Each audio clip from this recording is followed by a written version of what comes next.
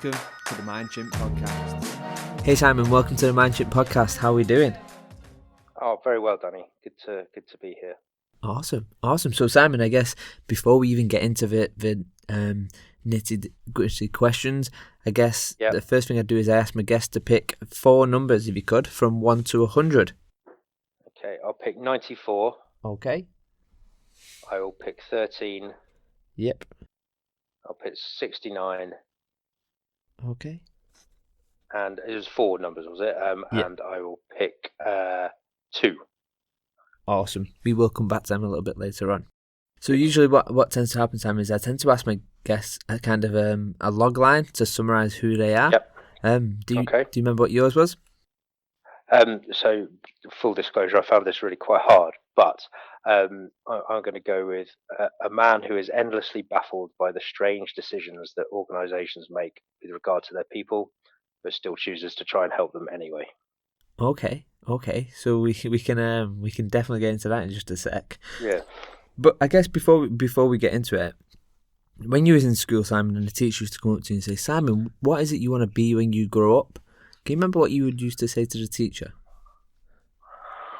I wanted to be a copper for a while. That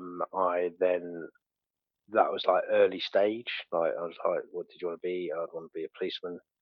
And then I sort of flitted around with various other things. Like thought I wanted to go and join the army, but specifically again wanted to join the military police bit of the army.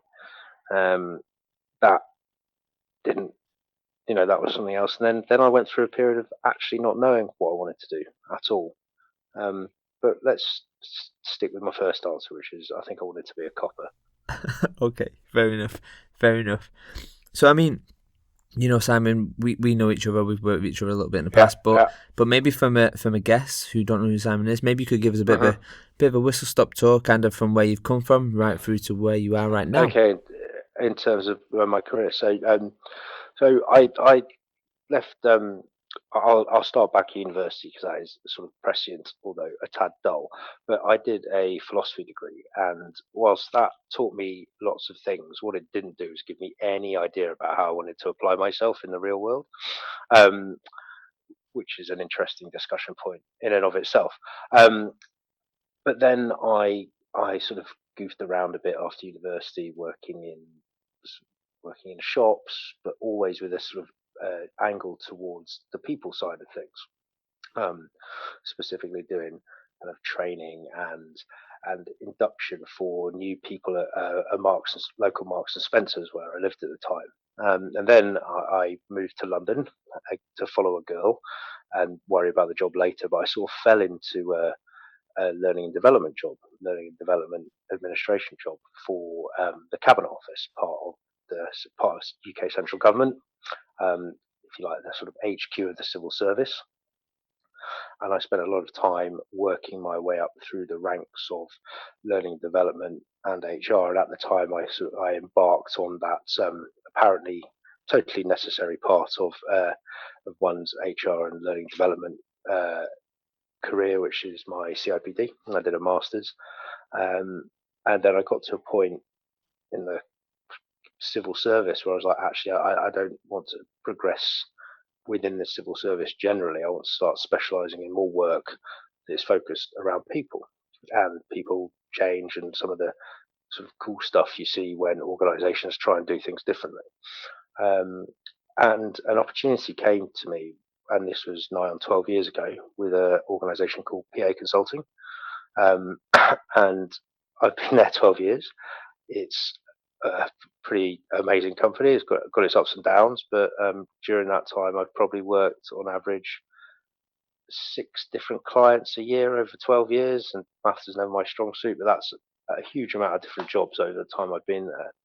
I've been fortunate enough to work UK, overseas, and both in the public sector and the private sector, and a whole range of different organisations. I'm currently up in Cumbria, working with Sellafield, the big nuclear power station that is on a sort of 100-year closure project, which is a fascinating people and development challenge, and I'm really enjoying it. So that's me. Does Wow. that answer your question? Yeah, no, definitely. And I guess I kind of, yeah, I mean, obviously given how much you can talk about, clients and whatnot, but yeah, maybe you could tell us a little bit about kind of the Sellafield project and kind of what you kind of So, doing. so Sellafield is a fascinating organisation, and here's a fun, and I say fun, advisedly, fact that I learned today. Um, so apparently, Sellafield stores 140 tons of plutonium. It stores it safely and things like that. But if you took that 140 tons and divided it amongst every single person on Earth, they'd probably all still die. That's how powerful weapons grade plutonium is, and that is the challenge that Sellafield is trying to deal with. How do we decommission this stuff safely?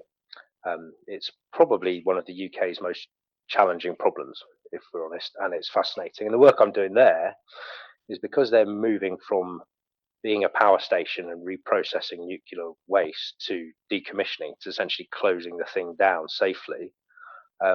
They need to change the way they approach performance, the way they approach the people management, the skills challenge, everything. And what I'm there trying to help them with is try and get them a little better at having those really important conversations between managers and teams around performance, and ultimately sort of nudge the culture in the direction that it needs to be, which is about people holding each other to account more, people having richer conversations about development, and people looking for ways to both do the work but also improve the work. So ostensibly, it's a kind of performance management type project, but in my eyes, is part of the big culture change they're trying to affect. And what makes it even more fascinating is Sellafield is West Cumbria's biggest employer, I think. So it's got a really big social impact, which again puts a very interesting spin on this particular bit of work that I'm involved in. Wow. Okay. I mean, that sounds pretty awesome. But I guess how when it kind of comes to say the mindset and what's in there right now and changing that and looking at kind of, I mean, I'm just guessing because I don't know the client, but I guess there's kind of this whole old legacy of way of doing things, and Yeah, you're absolutely right. Like a lot of big blue collar, highly unionized organisations, there are, and to be frank, the sort of place where you've got generations in the workforce, families that will live and work locally, that there are certain entrenched views and ways of doing things. Some brilliant, some you scratch your head and go, why do you do it like that? And some, frankly, obstructive. But my contention, and the kind of contention that we're going in with the team, is that you change mindsets one conversation at a time, and you have to create the conditions where people can have conversations and give them some sort of tools and guide rails within which to have this conversation that start to change the language that gets used in the place. And that's when you sort of notice the mindset shifts, when the language changes. That's my contention. It's a bit of a hypothesis because it's a difficult one to see all the way through, especially in my line of work. But that's kind of my view. One conversation at a time. And if you can create the conditions where people are having more meaningful, much richer conversations about both what they're doing, but also how they're doing it, and how it might be done differently in an environment that is not characterized by fear or kind of punishment. That's when great things start to happen, and that's when you unlock the latent potential in people who might otherwise have sat there and go, "Oh, I'll just do my job," or "I'm doing it because that's the way I got told to do it." There's something really powerful there that, if you can do it right, I think is a real secret sauce. Yeah. It sounds like an awesome challenge, to be honest. It's not that easy, but it is intellectually, it's really stimulating. Really stimulating. Which kind of comes down to kind of what it is you want in your role, right? You kind of don't want this kind of docile tone of just standard day to day. You want something what is challenging, for sure. I totally agree. and I've had my fair share of sort of demanding but not stretching roles, or even worse, not demanding and not stretching. It's kind of like the worst place to be, and then your mind goes all over the place. So this has its other challenges, because West Cumbria is bloody miles from anywhere, but and I've got a little one at home, and it's not really commutable, so it has its downsides. But from, like I say, from that sort of pure play intellectual challenge, it's brilliant, and it's right in the heart of what excites me around actually how can you make the right decisions, how can you get an organization to make those types of decisions that get the best out of people. Okay, that's why it's interesting. Awesome. So I guess kind of moving, and I'll probably dip in a little bit later on a little bit more around kind of what other stuff you're up to, but I guess I'm going to just say some random words, and I want you to tell me the first thing what comes to mind. Oh, like mallet sort of word association. Yeah. It could be it could be that, or it could just be your initial thought, what just comes to mind. So the first one is digital learning. Overhyped. Okay. Change management. Overhyped. Organisational design. Really, really important. Okay, and two more. Digital transformation. A buzzword. Okay, and the last one is leadership. Underinvested in everywhere that I go. Awesome. Okay, and I kind of want to jump into them in just a sec, but yeah, I guess going back to your tagline. So yeah, maybe walk us through kind of your tagline and why you came up with that one. Do you know what, Danny? That was such a hard thing for me to try, and I genuinely found it really hard to come up with it. But one of the brilliant things about my job that in times when I'm like, right, I've had enough of this place, that I sort of fall back on, and it reminds me, is I'm paid to go into organisations, sort of scratch under the surface, look around at what's going on, and then thinking, oh, maybe there's another way of doing this. And if I wasn't baffled by some of the decisions I see organisations make, I don't think I would be as motivated to go and sort of try and change them. Because sometimes these decisions get made for good reasons, sometimes they're historical reasons, sometimes it's just strange. You see decisions made that sort of, around policy or process that just shut people down rather than open them up. So I kind of reflected on my career and some of the assignments I've been in, and some of the ones that I've enjoyed the most, and they've been the ones where I have either with permission from the client, or maybe against my better judgment, and perhaps in a slightly career limiting way, questioned or challenged some of the decisions that I've seen. But as a result, it's turned into a much richer experience professionally, but better for the people who are on the receiving end of it as well. So that's kind of where that came from. It's those strange, and maybe I think it's kind of I'm going to steal a phrase you use a lot. It's those moments that suddenly make you think and go, why is this happening? And then having the sort of backing myself to go and ask that question, and then having a good conversation to explore it. And more and more, I think if people start questioning in a healthy way, I think organizations will unlock some of the potential that they have in them that they might have inadvertently suppressed. That's kind of that's where my logline came from. I think it's really interesting. I think when kind of just listening to your logline, it's interesting about how you mentioned, kind of doing it anyway. Even I think on the back end of your logline, because it was quite a fair long logline, but the back end of it was kind of, even though you see, kind of the business might not be there, it's kind of like doing it anyway. And I think you see that a lot of times especially with consultancies. We go in and be kind of get under the knee for the problem, and then sometimes the business doesn't like the fact that you've highlighted this problem, if you like, this problem challenge. Yeah. So how do you get around that kind of, I guess the business say they want this, you go in, you figure it out, you have the conversations, and then I guess you present the findings, and then actually we don't want this. Do you see that a lot? Or? So hand on heart, and again, one of the many reasons I've stayed where I am, despite all the challenges that are often there, is the integrity. I've always seen utmost integrity, and I have on occasion been part of project teams where we've put something down based on independent research and analysis, and the reaction has been like we've just been sick on their plate.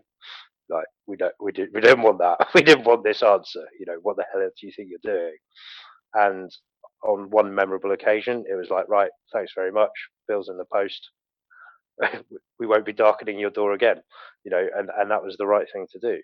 But you do have that interesting balance, because we're not like an auditor where you pay you're sort of it's under statute. It's legal to go in and sort of scratch around and present stuff back. You often get paid to go and look at something, but then do you want to sort of bite the hand that's feeding you? It's a difficult one, but with me and everything I've seen, it's always been doing the right thing, right? And this, demonstrating what we found. This is what it is. You might not like the answer, but this is what we're showing you, and you paid us to come and tell us something that you're not in a position to see, or you don't want to see. So you do get those uncomfortable situations, and again, it's one of those weird things that makes the job quite interesting and quite rewarding when it's done in the right way. I can imagine it. I guess it's kind of that thing of as long as you're, as long as you can sleep at night knowing that you've been honest and transparent, and while there might be that internal politics of they're not going to want to see this, it's like I say, it comes down to that thing of, well, actually you have your own values, and I guess being honest and transparent is one of them. Yeah, absolutely. So I guess just moving away from kind of business as such, and kind of getting to know a little bit about you. So I think when we go into kind of, we're told now via social media, and when we go for jobs and whatnot, we've got to show our best self, and kind of, you see this in interviews about kind of, oh, I did X, Y, Z, and it's all about kind of showboating to a little bit. But I think there's actually more value to ask someone, actually, tell me the time your failure. So if I was to ask you, Simon, kind of, what would your failure CV or failure resume look like? Okay.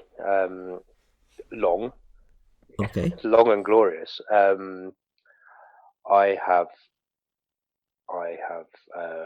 I remember once when I was in the cabinet office before I joined my current firm. I was working on quite a big internal restructure, and I waded into a debate about budget and whether or not we were going to be getting the right sort of funding from the Treasury. It's quite a long, boring story, but the lesson was, it was the first time that I sort of put my head above the parapet. Well, no, I didn't. I didn't put my head above the parapet. I went wading straight into an area where I had neither the knowledge, experience, skills, gravitas, or reason to be part of this discussion. And never have I been sort of shot down with quite such.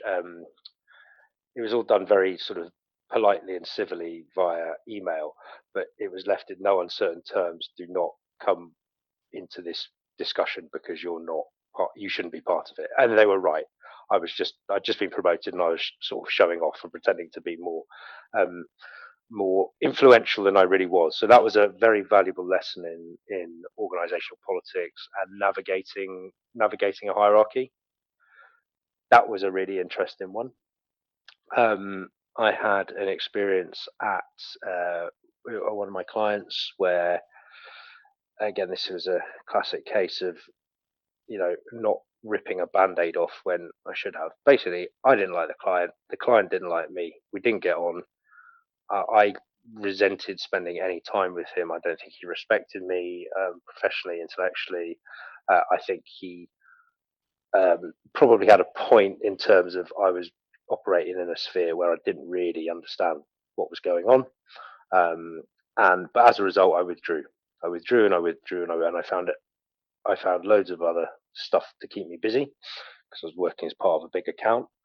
But in the end, the client said to the big boss, "This guy is not doing what he's supposed to be doing." And he didn't just say it to me; put it in sort of formal written note. So there was no choice but to pull me off that project and send me back to head office with my tail between my legs.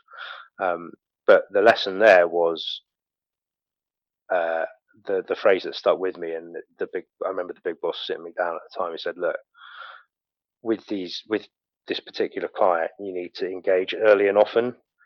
Don't sit there, do all your work, and then present it to them as the finished article. Because if they don't like it, they'll let you know, and then they won't pay the bill.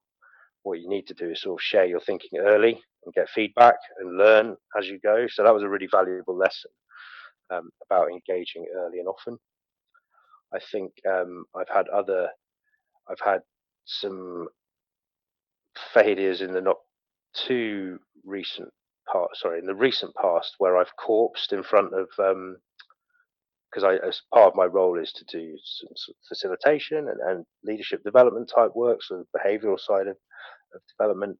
And I've corpsed in front of, despite knowing all the content and everything, I've just corpsed on stage, and it's been bloody awful for me and for for my co-facilitators, where you just kind of freeze and stop, and that's horrendous and awful. But I've learned to get over it pretty quickly. I can count. Well, I think about there are a number of times where I've had, because of the way our firm operates, I tend to work as part of account teams, like bigger cross-functional teams. And there are times when I've not always invested the time I should in relationships with the right people, both from my firm but also from the clients, and that's made my life harder than it should be. And some of my other failures are around times I've said yes to my work when I should have said no for the benefit of my family and personal life. And those are probably the failures that hurt the most, because you can't get that back. Yeah. That's probably the biggest. That's the sort of glowing one. And is it a failure or is it just the wrong decision? Who knows, right? But those are the ones that really stick out. Yeah, and I guess some are, I don't necessarily think they're failures. I think it is a wrong decision maybe, but I think hindsight is a beautiful thing as well, right? In that moment, it probably seemed like the right thing to do. Yeah. But yeah, I think it's more hindsight rather than kind of failure. But I guess and I think it's really important that we talk about failures because absolutely. Because to be honest, they're the best opportunities of learning. And obviously, I know you personally outside of this podcast, and I know you've got bags full of like success. But actually, I want to jump into what's been the biggest personal success for you, the most recent one. And this can be personal, professional, whatever. My flippant answer is I'm 12 months and 15 days into being a father, and everything's still working. Which I look at my little one, and it just amazes me that she's just amazing. That's a slightly flippant answer. I think I've biggest personal success. I find this quite hard because I'm naturally not that good at promoting particular things that I've done. I mean, I can think about some feelings that I've, I'm going to sort of prevaricate until I can land on a better answer. But there are some teams I've worked with, like one particular client I work with, where a member of the client team came up to me and they said to me like, "Look, because of the work you're doing, we're better at what we do and our people are safer." And that was a really great thing to hear. And that was a tiny little bit of work I did for a transport company, and to something like that really sort of resonated. That we're better and our people are safer. That was a nice thing to hear. because that goes back to my kind of my logline point. I did something. I sort of tried to help unlock a decision that had been made, and so yeah, that was one particular professional success. And I think you mentioned kind of, the new Bambino. I think that is a massive success, right? It's yeah. It's new. It's a very big learning curve, I should imagine. You're not kidding. Yeah. So I think you've got two good ones there, to be honest, Simon. I think they're both, we're both awesome for that. But I guess kind of one of the things I want to jump into, and it's more along the lines of a gift. And if I was to ask you if you used to give a gift of a book to 5 people, what book would you give? And this could be maybe a book what you think everybody should read, or one that's personally changed you and your perspective on things. You've had it before. I think you've had it before on this, but I'll say it again, something that totally changed my outlook on almost everything and the way I approach the problems is the Checklist Manifesto. Okay. I think you've got this very eminent surgeon who did some research that looked at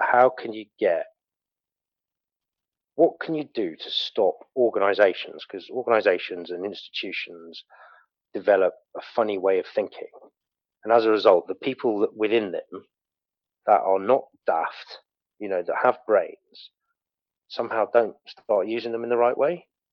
So what can you do? And this idea of having a checklist, or if you like, guide rails for expertise, just totally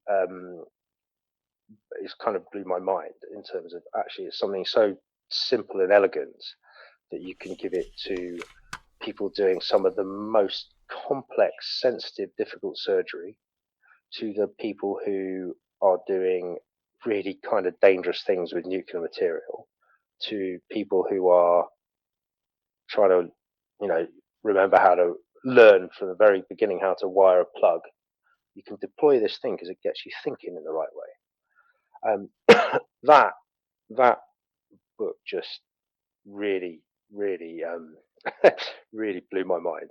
And the other element to it was the learning piece, and this idea about actually there are things we can do to position ourselves best for learning. And the way we do that is we have checklists, and we communicate, and we're clear on who does what and how, and it just felt so simple. It was almost it amazed me that not more people do it, because when you say checklist, people are like, oh, boring checklist, but actually it's such a powerful tool. So that's quite a long-winded way of extolling the virtues of the book, but I cannot recommend the Checklist Manifesto by Dr. Atul Gawande highly enough.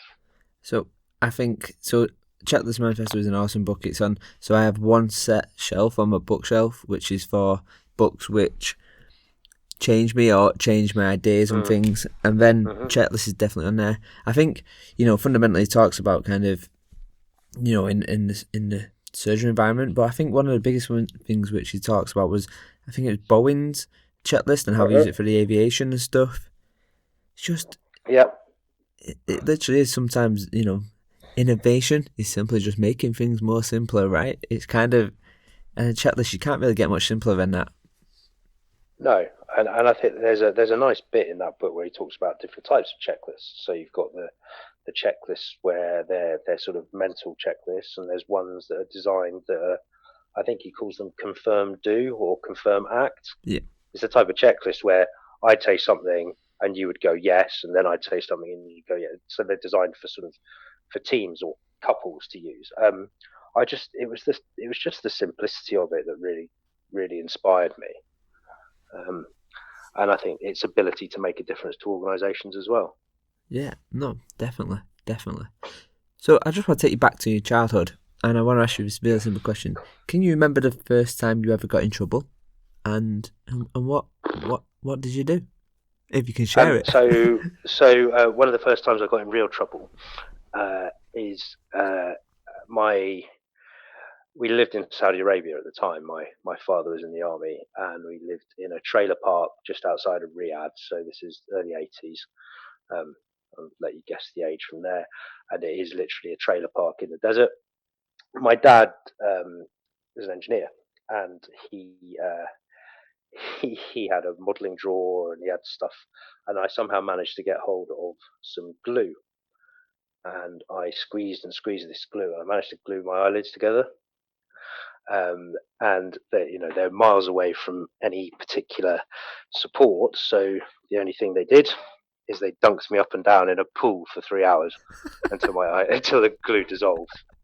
So that was the first real time. Now I'm regaling that as if I remember it. I clearly don't, but my mum and dad tell it quite often. So that was one bit. Again, in Saudi Arabia, I got my head stuck in fencing at an airport, and my dad had to try and ask the Saudi police to helpfully come and cut the gates. And no, I wasn't trying to run into the airbase and take photos of their planes. So that's two examples. I think one of the common things when you look at kind of when we was in trouble, the thing what goes hand in hand with trouble 90% of the time is curiosity. Oh yeah, how far can I push? Yeah, it's crazy. It's that type of thing, isn't it? But okay, so kind of let's kind of go away from childhood and let's get into the learning. So I know kind of leadership is important to you, and we talked about kind of when I asked you at the beginning kind of what your take was, and you kind of said undervalued and pretty much or underinvested, I think it was. So yeah, maybe talk us about that, and maybe talk us about kind of why it isn't why it is underinvested, and kind of where you think the future of leadership is going. So in my head, and I think often I'm going to give you a stream of consciousness that might may or may not offend some people, be slightly controversial. But I think the challenge is, I think all too often leadership development is seen as one, a nice thing to have, or two, something that involves off-sites, conferences, booze, nice food, fun, good experiences. And they are expensive. And there are other eminent people who've been on this podcast who also have views about them. That people take a lot from them. Whether they take good things from them or not is different. And the other thing is, I don't think leadership development at the moment goes far enough, because I don't think it really is putting people in the type of environment that they need to be in to develop. I just think it's focused narrowly. It still appears to be the domain of, it's in the back office as well, if I'm honest. It's sort of, I don't see enough interest in it until it's too late. It's like, oh, we need to develop our leaders because we've got a bit of a gap between the folk doing it now and those, not necessarily the rank below, but 2 ranks below them. Like, well, have you invested? Have you given them some experiences? Have you helped them, see what it's going to be like, given them a different view of the world? No, because it's not urgent. It's one of those things, I think, again, I'm going to use a horrible cliche. It's leadership development, I think, is seen as important, but not urgent. Okay. So as a result, it perhaps doesn't get the attention it needs. So I think I struggle with leadership, and I think we've spoken in the group and stuff about this back and forth, and one part of me says, kind of with regards to leadership's a great thing to have, but usually poorly designed and not designed from the future leaders' point of view, or the people who are in there. It's usually designed from the top down rather than the actual bottom up, if you like. And then I guess the other side of me thinks with leadership is a lot of times the people who are in leadership necessarily don't even want to be leaders. So yeah, go for it. go on. Sorry, Lou. I think I think it's interesting because you get leaders by default, or you get leaders who are leaders but not in a position of leadership, which I think is quite interesting. How do organisations deal with them?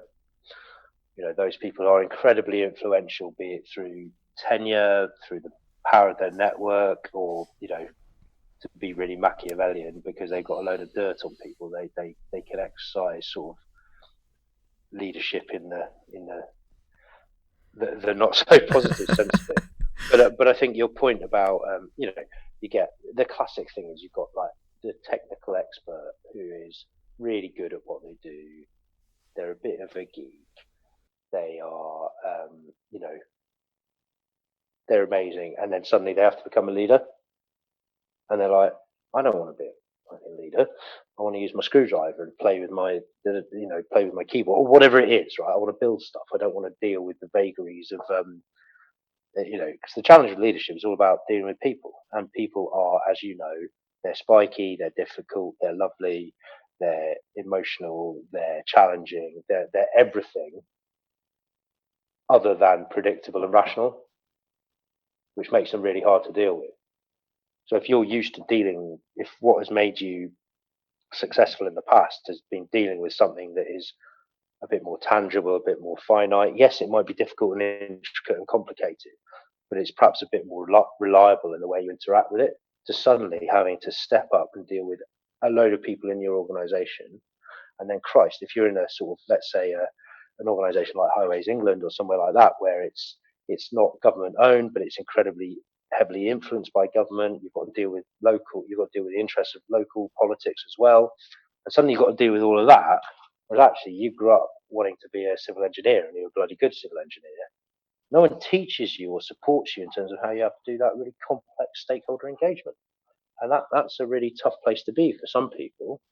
And is it any wonder that they feel a bit exposed when the sort of employee survey results coming back saying, oh, we don't have faith in our leadership?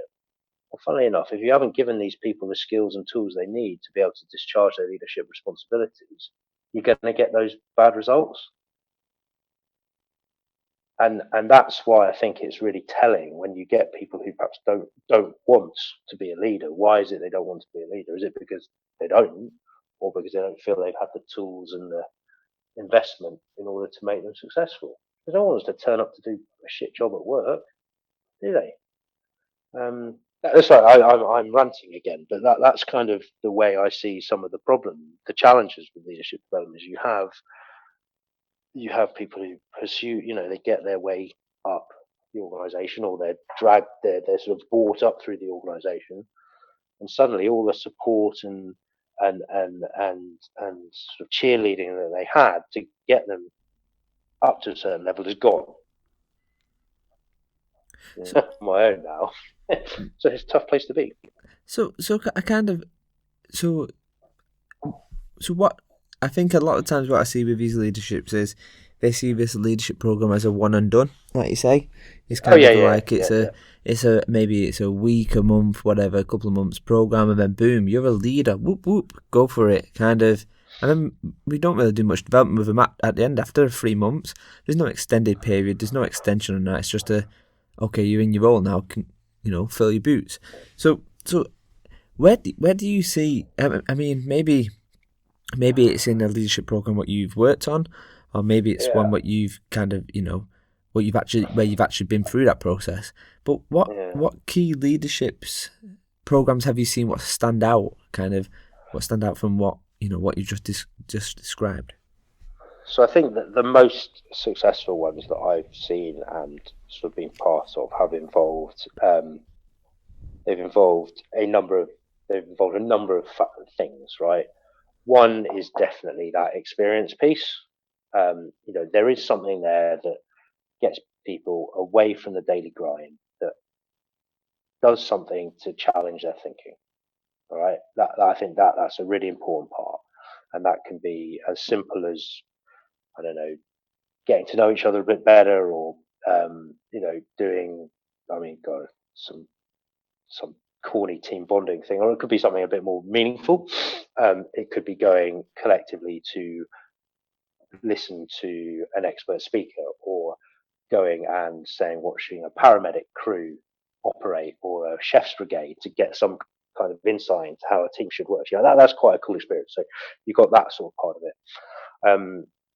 I think there's other elements of external insight that come into it. So some people are voracious readers, some aren't, but there should be a kind of little box of stuff that people can can dip into and out of to help them think about their role. There's an element of helping people, making people care about this. So why is this important? So it has a link to what they're doing and their role. There is the best programs I've seen have coaching baked into them, and usually external coaching. Coaching is a real skill, and as a result, it commands. Good coaches command a premium, but I think they pay for themselves, tenfold if they're done well. I think leadership programs build a sense of community, and I use that word deliberately. So it's not just a leadership team; it's more of a leadership community that are more effective together than they are necessarily individually, and so that there's investment in that. And the really good ones have experiences that stretch people to the point. What's the phrase that I've heard used? Engineered failure. So they make people fail, so they can really experience failure and learn from it. And that's all of those. If I'm a consultant to design something that's in that relatively hashtag, either from a kind of rates point of view, but even if you're asked your team internally to do that's quite a lot of brain power and time investment to get that sort of thing right. So it's a that's why that's kind of platinum level leadership development. I think you've got something that will make a difference. Obvious bit that I kind of missed out. The people who commission this type of work need to care about it. So if you're doing it, if this is for the successors to the board needs to care about it. They need to be involved. They need to visibly be engaged in the design, the delivery, and all elements of it. Otherwise, I don't think there's any point of doing it. It's interesting you mentioned engineered failure. So I was working with, shout out to Sam Netherwood in the group. He asked me to kind of go and help out with something. And it was me. Basically, I was designing an experience for him. And literally that's exactly what I did. I built in this engineer failure right from the start, and there was no way they could succeed. And it was watching how the team would engage with that, and how they would, and actually where does the blame culture come from? Kind of when it doesn't work. Absolutely. So I guess you've got this kind of hierarchy kind of take on things. So one of the things which is interesting to look at is these all new ideas of doing things. And one of the biggest things at the moment is this, well, not biggest, but one of the things we hear a lot about is this going teal. Have you come across that, Simon? No, go on, this sounds interesting. It's basically not. It's basically, the take on it is going teal is basically, organisations that kind of operate a bit more effectively. So kind of rather than having like leaders and managers in there, it's basically self-management. Okay. So like holocracy sort of thing. Yeah, exactly. Yeah. Okay. Yes. I know what you mean. Yep. So what's your take on that? Because you've got at one end you've got these big orgs which kind of have this really deep hierarchy, and then you've got the opposite end of something like going teal or whatever, kind of doing this differently. Where do you see kind of org? Where do you think the future of orgs are going? So I think it's important to, and this is going to sound really dorky and geeky, and forgive me. I think it's important to delineate structure from good governance and decision making, because you can have the most amazing flat free structure you like. If people can't make decisions, nothing will get done. Or if the right sort of decision making forums aren't in place, nothing will happen. I think the days of big, long, massive hierarchies are starting to change. I think that's sort of going away. I think even in the big flat structures that you talk about, there's usually still a boss. There's usually someone who controls cost. There's someone who controls people spend. The big Netflix story about self-management. There's still a reporting chain and authority. So these things don't go away in any kind of collection of human beings trying to come together for an endeavor. There's usually some form of, you'll get a natural kind of structure that falls out of that, right? Whether that's to do with the inspirational nature of the founder or the sort of forensic focus of the guy looking after the money, that would naturally sort of that will naturally set up a structure. I do wonder sometimes if when people talk about these new ways of doing organisation design, that ultimately what they are talking about are ways of unlocking people in that organisation's ability to get stuff done, as opposed to hindering it through bad structures. So I've done a very bad job of answering your question. Again, it's a bit of a stream of consciousness, but I think that there's not a perfect model, but I think there's so many things to consider in terms of your organisation design that it is worth spending the time thinking about.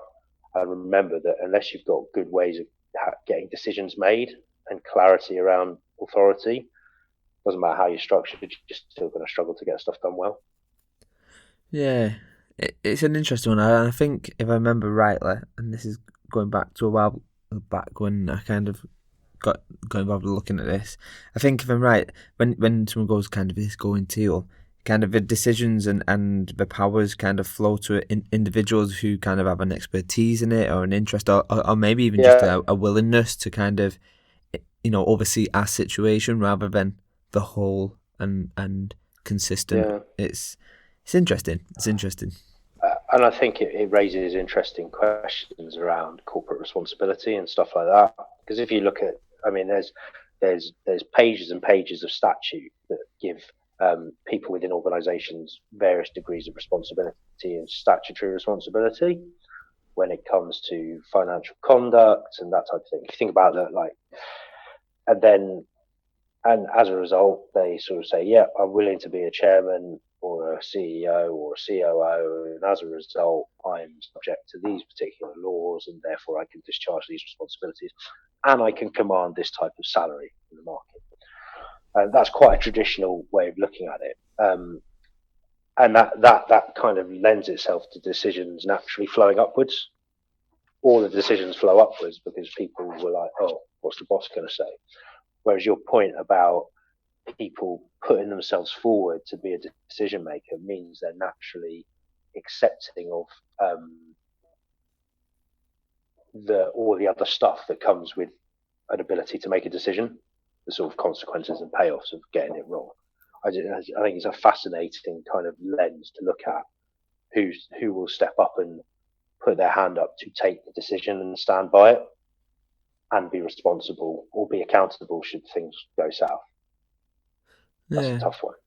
It's an interesting one. It's definitely interesting. And I think I kind of want to take it more kind of towards like a learning. So I think when you look at kind of our let's call it landscape, but you've got one end of people who are all face to face, you've got one end who are all e-learning, and then somewhere in the middle you've got people like me who's big on experience, you got other people who's big on kind of just job aid. And I think one of the questions which I've been thinking about recently is kind of where is L&D? Because if L&D was a team, it would look like a bit of a dysfunctional team, I think. Well, disjointed. I think Yeah, with the greatest respect to all of my friends and colleagues who work in L&D, you're always going to have zealots around particular viewpoints because people care about it, right? And it's important. It means a lot to them. You're going to have these big differences. But the challenge, and again, this is not a new challenge, is how do you get it? How do you get the balance right between getting something right versus getting it right because it's pure and it's perfect versus getting it right for the particular environment that you're in. And I think L&D is a wonderful case in this because where it goes will often be led by the sort of, I think it's really subject to the next big thing in a way that other disciplines are perhaps not. And I don't know why that is. There are other more eminent members of both this podcast and the group who have views on that. It can be a bit magpie in terms of where it goes off the next shiny thing and stuff like that. So I don't think L&D is in a crisis. I think there will always be a need to help people do stuff differently, do new stuff, do things in pursuit of getting things better. I just think as a profession, it's kind of right. How do we make sure that we can stay relevant to our customer base, but also how can we push such that it's attractive, but it's not so kind of conceptual and difficult to grasp that it turns people off. I don't know if that answers your question or if that's a long rambling stream of consciousness. No, I think it answers the question. I think it poses another question. I think thinking about kind of when you say, how do we make people do stuff? I kind of come back to that role of, is it for L&D to do that? I mean, the simple answer is yes. It is for L&D to kind of help people do stuff, but I think the term of what L&D is doing, and kind of, I was having a conversation the other day, and I was kind of saying, actually, the L&D team should really be remastered anyway. I think now, the L&D team, what if you look at a lot of orgs, is kind of this very basic. I can probably shape an L&D team going off what it was. It'll be consist of a couple of designers, a couple of deliverers. You've probably got a learning partner in there, and you've got a manager. You've probably got an admin, a coordinator in there of some sort. But I kind of challenge the idea of, we talk about our people like L&D are the only function who really know him, and and this is kind of me talking out loud. But then I think, well, actually, there's better parts of the business who know our people better than L&D do. And if that is the case, and we talk about how we know our people, what value is L&D? Yeah. So again, that sparked a thought. I was having a conversation today, and it's slightly off tangent, but as I've sat in both camps, I can speak a little bit for both parties. I'm talking about our friends and colleagues who work in HR. That in itself is an interesting debate. Yep. So we're talking about what does the future operating model of HR look like? This is again one of these wonderful conceptual conversations that you can have. And we were talking about the new operating model, the new design for any HR function based on employee journeys, not on functional specialisms. So it's not like business partner, casework, reward, blah, blah, blah, blah, blah, learning, training, that it was not. It's like, what do employees do? Employees join a company, or they apply to a company. So who needs to be involved in that? Well, you need marketing, you need HR, you need corporate comms, you need that. So they turn up on day one. Well, who needs to be involved there? Well, there's security, facilities, again, more marketing. There's a whole, it kind of flips the way we've perhaps looked at traditional functional models. And again, if you get the kind of classic L&D function, if you've got the partner facing out, and then you've got the designers sort of doing, and then you might have some in-house deliverers, or you might commission it. Whereas actually, where does that fit in a way where you're designing your organisation differently. I think that's a really interesting challenge. And again, something that, again, as any kind of corporate function, L&D needs to step up to, and because I don't think it goes away. I think it's about doing things differently and helping the organisation deliver value. So I agree. I think it's more about kind of, actually we should be shaping for that employee. We're talking kind of, we're dipping into this kind of employee experience there, and what it looks like. And I've got a blog post on my phone which I haven't posted yet, and it's talking about employee experience. But there's a company who kind of reached out to me to see if I wanted to go and work with them for a bit back, and they're called iTech Media. I'm not sure if you heard of them. And how I've not. They have a people experience.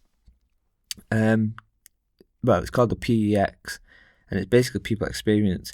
And how they're looking at HR is absolutely brilliant. It's so different, and they're not asking for HR people to lead up their people function, which is fascinating, because traditionally it's you've got to have this HR background, and they're all about kind of breaking this conventional HR practices, and then so I think, well, if HR can do that, I use this and I put the thing out on LinkedIn, and I was kind of saying a service designer will be able to design a better onboarding experience, because that's kind of what we do. We look at most of the moving parts of an onboarding experience.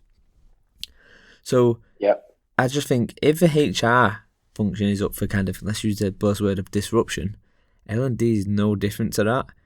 And it's interesting to see, we talk about the future skill sets of what people need, but I feel like there's this gap of, well, yeah, they might need to know about, being a data scientist and this and that, but they also need to look at other industries and look at, some of the stuff what's new to L&D at the moment has been happening in other industries for years.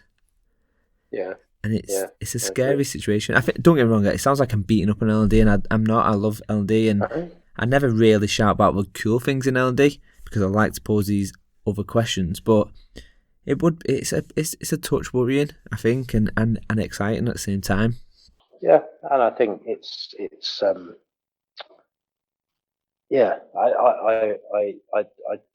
think the excitement point is well made, and actually this point about staying relevant and sort of market forces, right? If you're not supplying what people are demanding, you won't be able to supply anything anymore, right? So how do you get the brains and the passion that exists in L&D at the moment and help it adapt to what's going on outside? That's a good challenge. Yeah. Because there is a hell of a lot of passion, amazing capability, people drawn to the profession because they love to see people grow, they love to help people be better versions of themselves, or do things differently, or do things more safely, or whatever it is. I think, and with that comes a kind of responsibility and obligation to make sure that you're doing that in a way that is making that difference. So again, as you say, it's exciting, and that little bit of worry is probably more like a little kind of poke to not forget. Yeah, you need to stay relevant. Yeah, exactly, and I think it's definitely an interesting one to kind of watch and just kind of see how that kind of whole thing plays out. I guess it's a good bit of entertainment. So I guess kind of moving away and getting to know a little bit more about you, Simon. But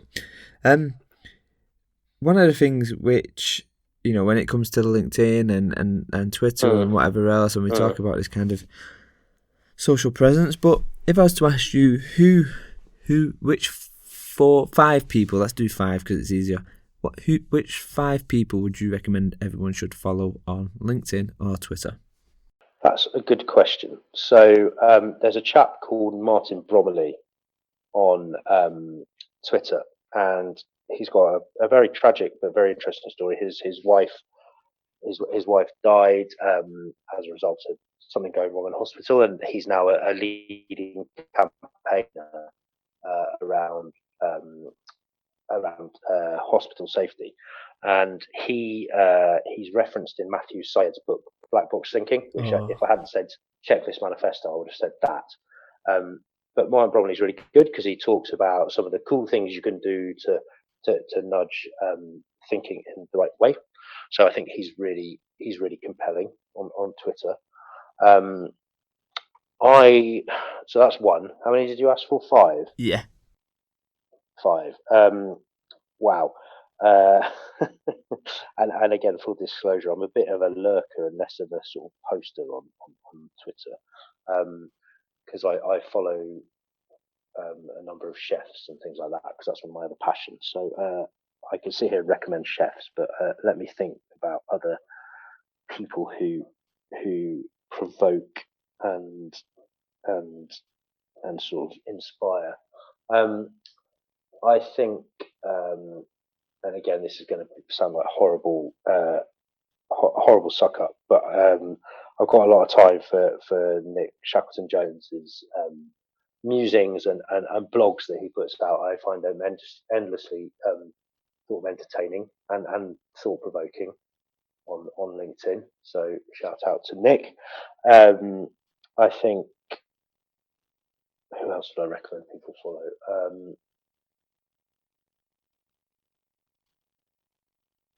Wow. Can I just park that, and I'm going to make a note and think of 3 other people. So come back to me on that. Yeah. Is that all right? Yeah, not a problem. So if I was to say to you, kind of, describe what you do as if you was explaining it to a 5-year-old, what would you say? A 5-year-old. I thought you'd ask me this one. So I help people at my work try and do what they do better. Okay. How's that? Yeah, no, that's a good one. It's really good. Yeah, I think that's why I help people try and do what they need to do better. Okay. That's what I do. Yeah. Okay. Yeah, that's what I do. And I guess just kind of coming near to the end now. If I was to say to you, okay, Simon, the world's going to end tomorrow, and you've got to leave a set of instructions to kind of jumpstart the next generation, what would your 4 instructions be? Wow.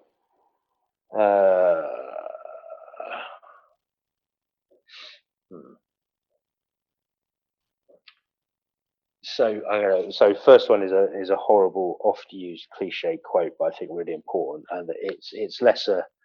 Is it an instruction or is it a diktat? What is seek first to understand, and then be understood? That's probably the first one. Okay. Yeah. So that's the first one. The second one is don't be a dick. Okay.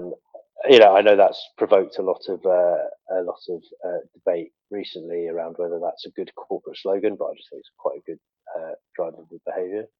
I think the third one is don't fear failure. Okay. And the fourth one is and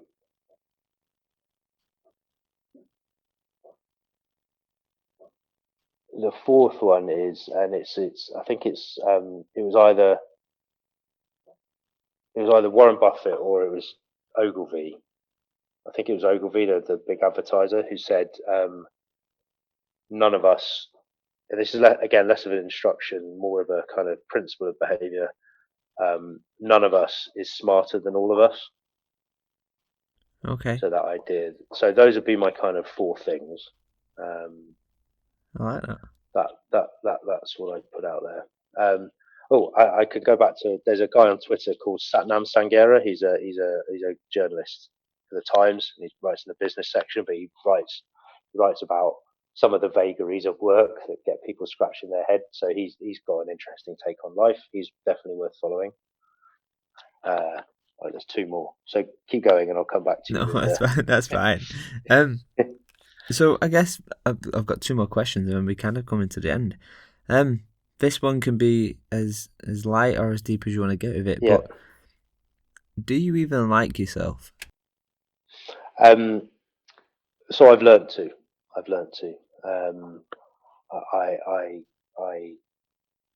I'm really proud of what I do. I'm really proud of my family.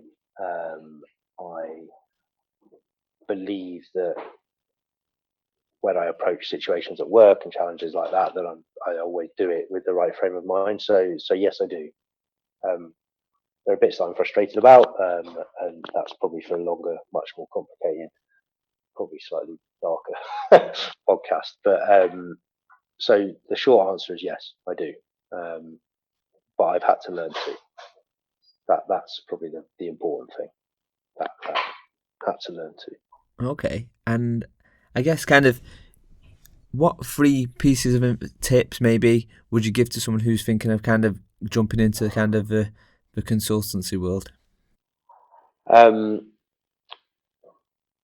That is a very good question as well. So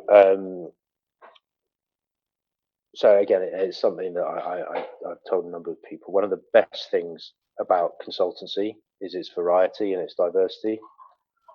One of the worst things about consultancy is its variety and its diversity. So it's kind of a being comfortable with some of the vagaries that come with professional services is something you need to work through. So my bit of advice would be, if you're thinking about it, find some people in your network who've worked in consultancy and ask them pointed, difficult questions about it, so you really get to understand what it's like. Because as well as being one of the greatest roles you can do, it can be immensely frustrating as well. That's kind of my reflections on 12 years of doing it. Okay. Sound advice. So, I guess kind of coming full circle now, and you know, at the start of the kind of the show, I asked you to pick out some numbers. So these numbers tally up to a random list of items, and the goal is really simple. You're on a desert island, and what do you do with these items? So your items, Simon, are some eyeliner. Yeah. So you've got eyeliner, you've got a blouse. Yeah. Some sunglasses. Yeah. And a spoon. Okay, so sunglasses important for shielding your eyes from UV on a desert island.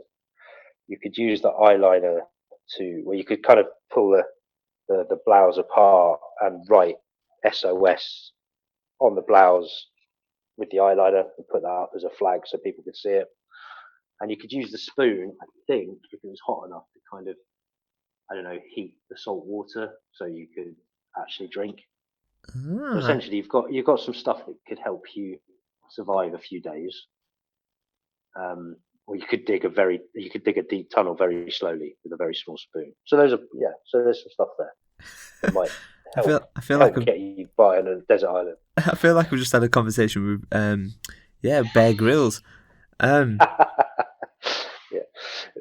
But I guess kind of going back to kind of what we said at the beginning, and you know we never really ever stop growing and developing. So if I was to ask you a question now, Simon, what do you want to be when you grow up? What would you say? That's a really good question.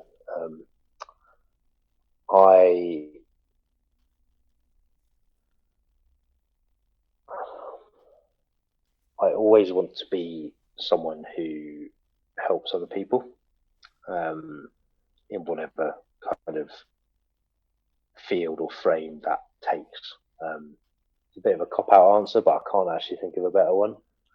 Other than a chef. I'd love to be a chef when I grow up. Okay, awesome. The slightly more realistic one is probably the former. Fair enough. So, Simon, where can people find out a little bit more about what's going on and what you're up to?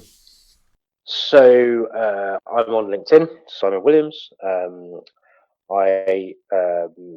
be honest, I'm still getting to grips with Twitter as a user. So, as I said, I'm more of a lurker than anything else. My company called PA Consulting, fascinating organisation, paconsulting.com, technology, innovation, management consultancy firm, doing some really interesting stuff, often outside the traditional realms of management consultancy.